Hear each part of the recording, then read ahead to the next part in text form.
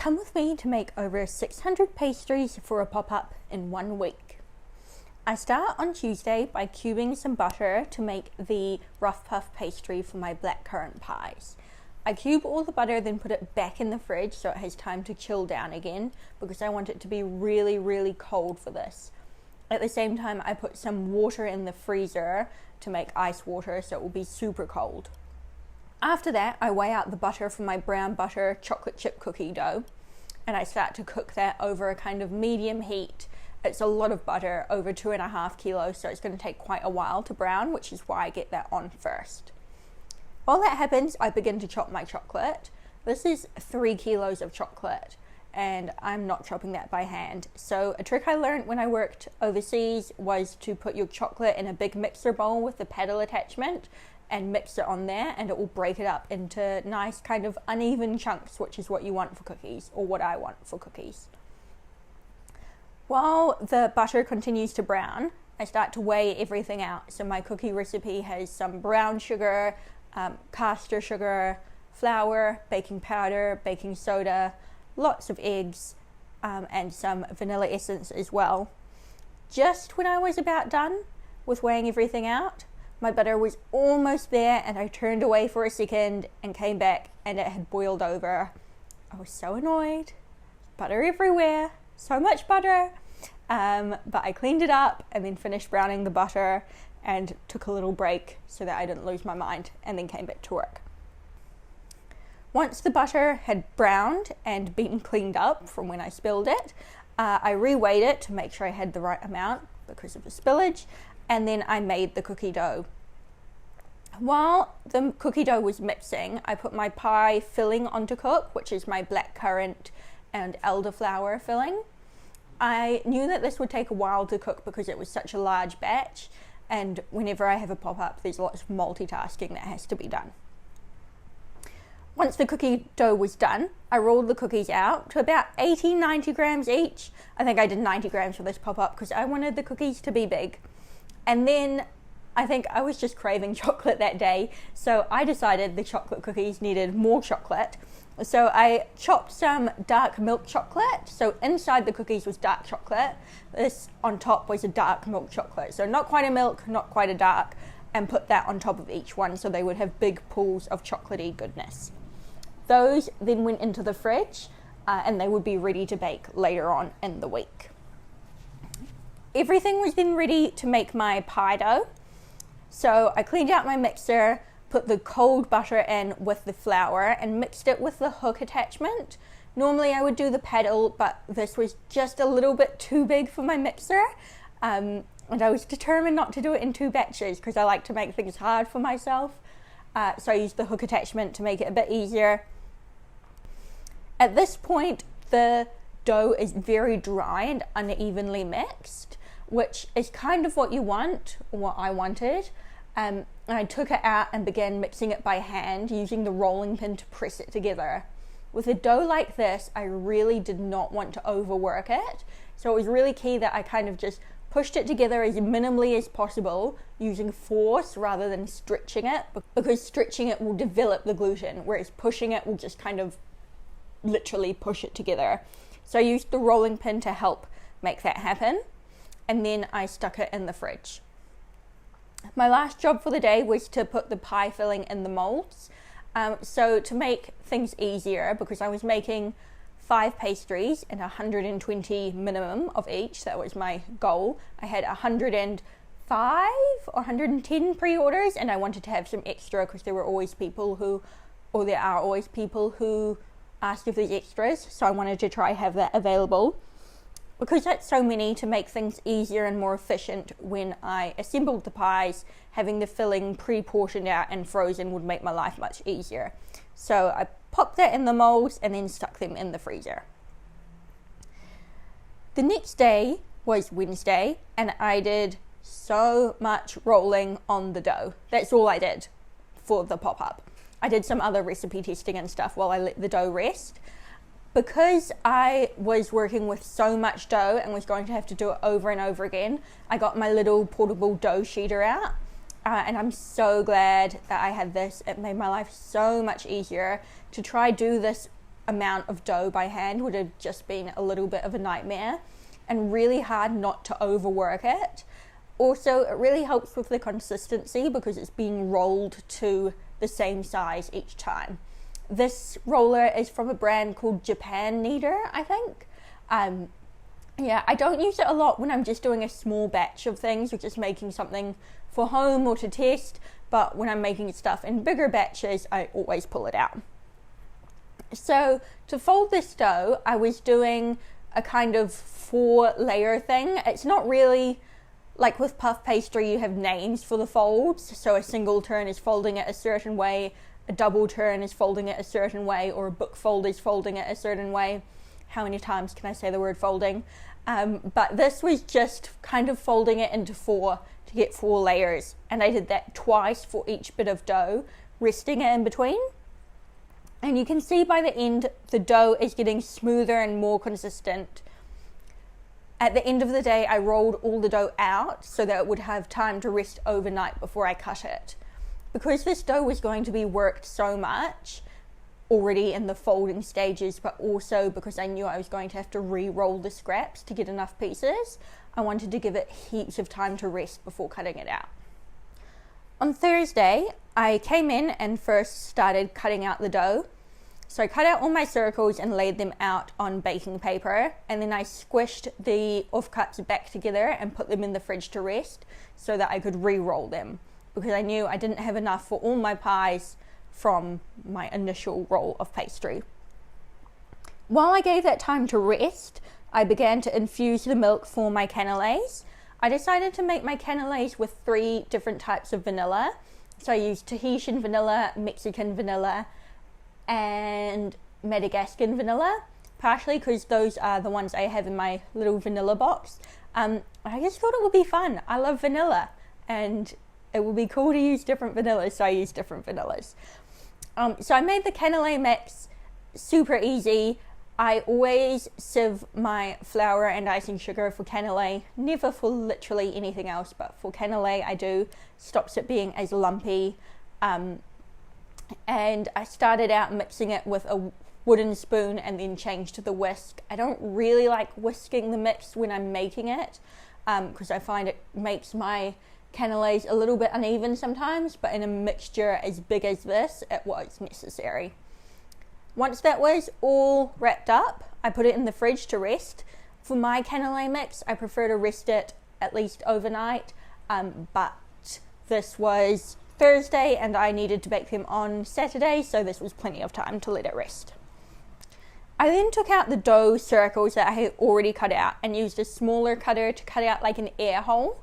So this was going to allow steam to escape as the pies bake, but also a hole for me to pipe my blackcurrant mousse into later on.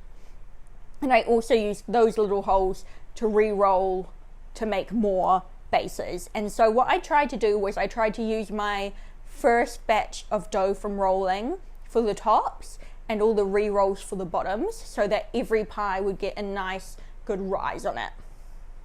I put those away, re-rolled some more of the dough scraps, which was kind of a never-ending job in between each task. After the scraps had rested, I would re-roll some more scraps, cut them out, let it rest, roll again. Letting it rest, so important to help the gluten relax. Otherwise, when you cut it, it's just going to spring back to where the gluten wants to be, and you'll end up with really tiny pies, which is not what we want. So finally, it was time to start assembling the pies. I did 10 at a time because my pie mix was frozen in sets of 10. So I laid out my 10 pieces of pie dough, brushed them with some water, popped the frozen pie filling on top of that, then put the top piece of pie dough on top of there, squished it down really tight, really pressing them together so that the 2 pieces properly stick, and then I cut it with another fluted cutter so I had perfectly round pies. Because my filling was frozen and I wanted to keep it frozen, I then popped all of the pies, or all 10 pies, onto a tray and stuck them in my blast freezer. And I repeated that process quite a lot, 13 times in total to get 130 pies. By the end of it, I was like, oh my god, this is so many pies. But I was super fast, or I like to think I was super fast, but probably not. Once they were frozen, I brushed all the pies with some cream. The cream set immediately on the pies, which is totally fine. It was just going to give them some color, kind of like an egg wash would. I kind of like using cream on pies like this. You can use egg wash. I don't think it really makes that much of a difference. So yeah, brush them with some cream and then stack them up in containers to go in the freezer, and they will be baked or fresh the morning of the pop-up. On Friday, I started by doing a test cannelé. Because cannelé mix has to rest, I wanted to do a test so I knew it was going to be good the morning of the pop-up. I didn't want to get to Saturday morning and the cannelés aren't baking properly and it's too late to make a new mixture, because I like my mixture to rest overnight. So the cannelé test went in the oven. They take an hour to bake, so that was the first job. And then I started with some smaller jobs. So I made some labna, which is just strained yogurt. The kind of natural water in the yogurt will come out, leaving you with this really beautiful, thick, creamy mixture, and that was going on top of my strawberry cakes. So I put a couple of kilos of Greek yogurt in a sieve, left it to strain in the fridge, and then moved on to making my passion fruit chiffon cakes. This passion fruit chiffon cake is my favorite thing ever. My recipe is adapted quite a bit from Beatrix Bates, who is amazing. She's so good. The chiffon cake is actually what I had as my wedding cake. I'm just obsessed with it. So I had to include it in this pop-up. They came out really cute in these little rounds, but I only have enough molds to do 24 at a time, and that's if they come out perfectly. So again, I had to do at least 6 rounds of these. So I was making chiffon cake all day. The chiffon has a super strong passion fruit flavor from the passion fruit juice, and then its fat comes from the egg yolks and the oil, and it's so soft and light and delicious. It is so light that when it comes out of the oven, you need to invert it, so let it cool upside down, otherwise it will collapse in on itself. So I did that for each mold as soon as they came out of the oven, flipped them over, tried not to burn myself, and then let it cool before moving on to the next one. Around this time, my first cannelé or cannelé test came out, and it was delicious. I enjoyed eating that very much. And then I moved on to making my strawberry cake. This is a recipe that I'd been working on for a while because I wanted the cake itself to taste like strawberry. So, and there is a whole lot of freeze-dried strawberry powder. I did 2 separate batches of this cake, and each of them had a whole bag, 150 grams, so a commercial size bag of freeze-dried strawberry powder. I also added in some red food coloring because otherwise it looks kind of weird and not that appetizing a color. The strawberry powder isn't enough to give it the full color. I piped these into stone molds and baked them, which will give the cake a really cute, fun little shape. While those were in the oven, I began to put my cookies on the trays. I love a cookie that has been baked the day before. I think it's way more chewy and enjoyable, so I always bake my cookies the day before I need them. It's just my general life rule. I prefer it. Different people do different things, but that's what I love. And I put a little bit of salt on top of each one to counteract all the sweetness and the chocolate. I stuck the cookies in the oven and quickly realized that my oven temperature was off. So this oven is my oldest oven, which means sometimes the temperature isn't exactly what it says. When I took the first tray of cookies out, I saw they had spread a lot more than I wanted them to, which means the temperature is a bit too low because they have time to spread before the dough kind of solidifies. But that is an easy fix. I used a round cutter to scoot them into shape, getting rid of the super crispy edges because I'm not here for like a crispy cookie, I'm here for a chewy cookie. So scooted them into shape, increased the oven temperature, and baked a few rounds of cookies. I can fit 5 trays in my oven at once, so I think I had to do 4 batches of baking. While the cookies baked, I began to demold my first round of passion fruit chiffon cakes. They can be quite delicate to demold just because they're so light, but once you kind of figure out how to get them out of there, it became quite easy. So I did that, made another batch of the passion fruit cake, and then demolded the strawberry cakes and did another round of those as well. I then blended some frozen strawberries and made a quick strawberry compote, which is going to go inside the strawberry cakes. Finally, my labna had finished straining. I was happy with the consistency of it, so I popped it into a bowl, took it out of the sieve, and put it in the fridge. And then that was that for the day. On Saturday morning, it was 3:30 when I got to work, which felt very, very early, but it's okay, we made it through. I start by turning on the ovens before I've even taken my jumper off, gotten ready, anything else. Turn on the ovens, get them starting to preheat. While the ovens were preheating, I put the pies on trays, waiting for the oven, and I got started on my first batch of cannelé. For cannelé, I like to line them with a beeswax and clarified butter mixture, which is very hot and quite hard to handle and really messy. I also only had, I think, 22 cannelé molds, so I had to do a lot of batches of cannelé, and they take about 45-50 minutes to bake. But I was just feeling like making cannelé when I designed the box, so I am a victim of my own choices. While the cannelé were in, I started to bake the pies, sprinkling with some demerara sugar, which would help give a little bit of a crispy top, and rotating them halfway through the baking. I made a glaze for these strawberry cakes with orange blossom water, freeze-dried strawberry powder, icing sugar, and water. I then laid the cakes out on a whole lot of cooling racks with some baking paper underneath so that I could start to glaze them. This icing sugar glaze is going to kind of go all crispy and will help keep the cake nice and moist. At this point, it's a bit of a balancing act between jobs because I'm trying to glaze the cakes. The pies were ready to come out of the oven. I had to go back and finish glazing the cakes. At the same time, the cannelés are starting to get finished, so I can take the first batch out. There's lots of things happening, and it's trying to get the timings kind of right. One of the things I really enjoy about working for myself is that if I don't do things perfectly in terms of efficiency, no one's going to get annoyed at me. The only person's time I'm wasting is my own, and sometimes I'm just okay with that. Anyway, the cannelés came out, and then I started making the passion fruit glaze in the mixer. So it's very similar to the strawberry glaze, but I wanted it to be a lot thicker, so I did it in the mixer because my arm was already sore.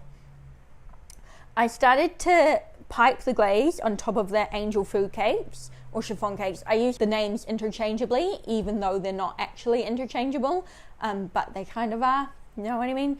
So anyway, I piped the glaze on the chiffon cakes, one tray at a time, and then I grated lime zest over and decorated them with some dried edible flowers. I glazed and decorated each tray because the glaze starts to set quite quickly, so if I waited too long and did pipe them all, then decorated them all, the first tray would already set before I'm ready to decorate them. I thought I had made the absolute perfect amount of glaze. I was so proud of myself, absolutely exquisite, then looked over and saw 2 more trays of angel food cake that were not glazed, so I had to make some more glaze, which was fine. My pies were now nice and cool, so I made my blackcurrant mousse with a bit of elderflower.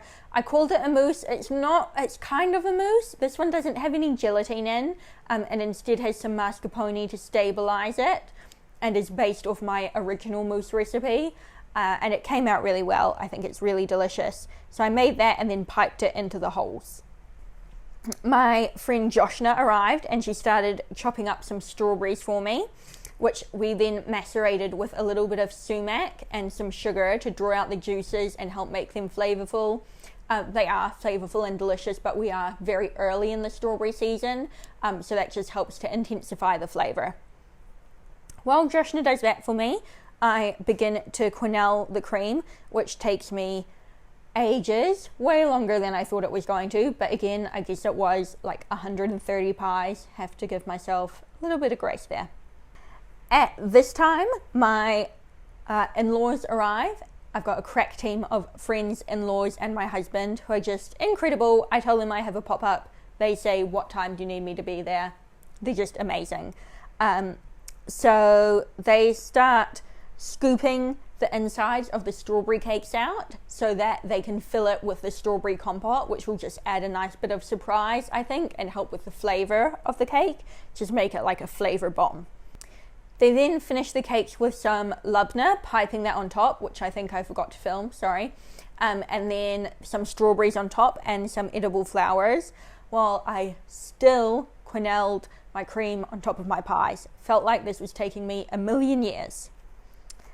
Finally, everything was done. We all came together and packed everything in the boxes. Greg, my father-in-law, dropped a couple of pies and we shamed him for it. But we had plenty. And that is how I made over 600 pastries in 4 days, 5 days, 4 and a bit days. Thank you so much for watching. I hope you enjoyed it. And yeah, let me know what other stuff you'd like to see. Like and subscribe and all that kind of stuff. Thanks. Bye.